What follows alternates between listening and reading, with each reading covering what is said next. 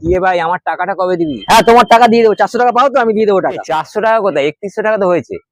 বুঝলি 400 টাকাই তো হয়েছে, আর বলছি 3100 টাকা। হিসাব পিসাব পারো না নাকি? আমার খাতা লিখে রাখা আছে। কি রে কি বলছিস? আমার খাতাও তো লেখা আছে 3100 টাকা হয়েছে।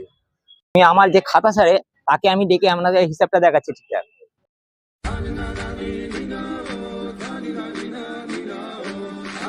কত ধার নিয়েছিল? থেকে কত ধার দিয়েছিলি প্রথম? 250 টাকা। 250 টাকা। তারপরে 150 টাকা। সেকেন্ড বারে কত ধার দিয়েছিলি? 150 টাকা। 150 টাকা।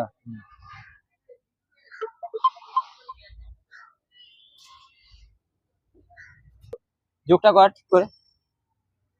এই তো দেখো 400 টাকাই তো হচ্ছে। শূন্য কত? শূন্য 5 10 শূন্য 10 আর 3100 টাকা।